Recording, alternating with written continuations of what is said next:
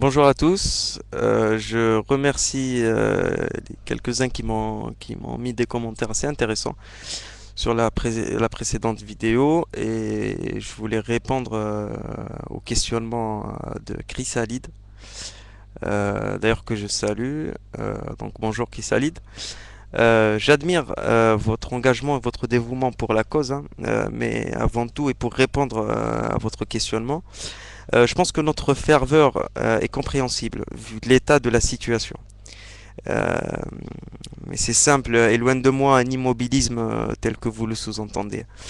Je vais vous demander une seule chose pour comprendre mon positionnement. Pouvez-vous, au jour d'aujourd'hui, avec le recul qu'on a sur l'histoire, qui reste à ce jour notre seule et unique gloire, hein, à l'indépendance, remettre en question quelques positions aussi héroïques et aussi efficaces qu'elles ont pu l'être à l'époque, qui ont aussi bien influé sur le cours de l'histoire post-62 que sur quelques frustrations qu'on a traînées 40 ans durant. Je pense que cette remise en question n'est qu'un exemple parmi d'autres dans l'histoire contemporaine des révolutions, tout ça. Mais où le fruit, on a l'impression que le fruit a été altéré par l'omnipotence du pouvoir, de l'impulsivité et de la négligence de ce qui fait l'esprit du groupe et le respect de l'individu.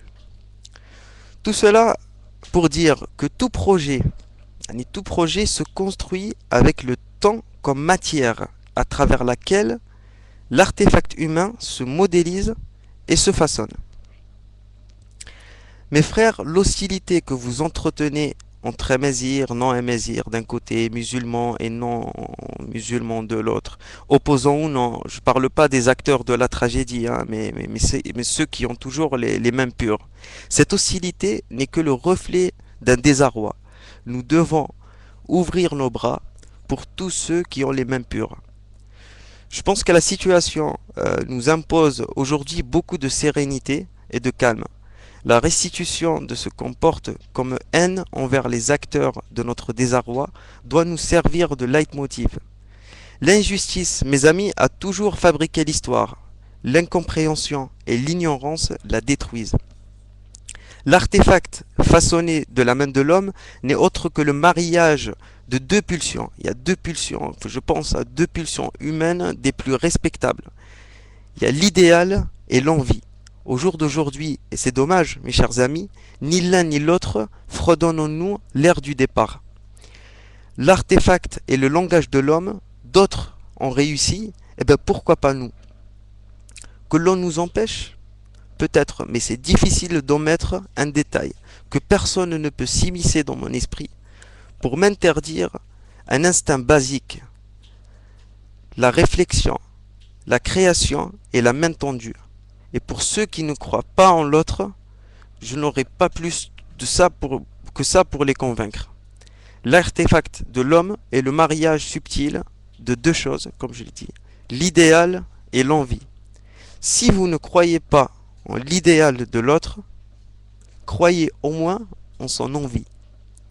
C'est là une ébauche, je pense, pour répondre un peu à ton questionnement, qu'est-ce qu'on peut faire parce que bon, j'avais l'impression que j'ai pris un peu le commentaire, je l'ai pris un peu, c'est pas que je l'ai pris mal, mais je l'ai pris c'est comme si voilà, alors qu'est-ce qu'on fait, voilà.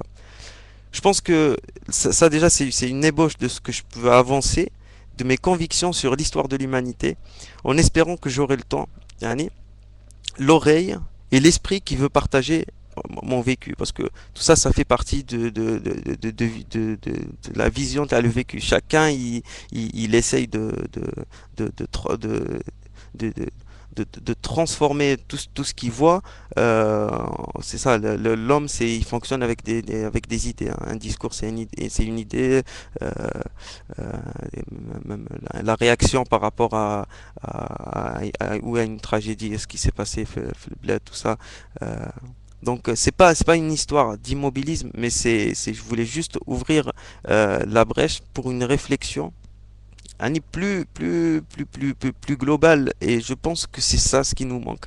C'est ça ce qui nous manque. Il ne s'agit pas certes, certes, il faut être réactionnaire, il faut être, mais c'est pas suffisant. Ça, c'est vraiment, ça, c'est un instinct basique, un des instincts basiques à l'homme.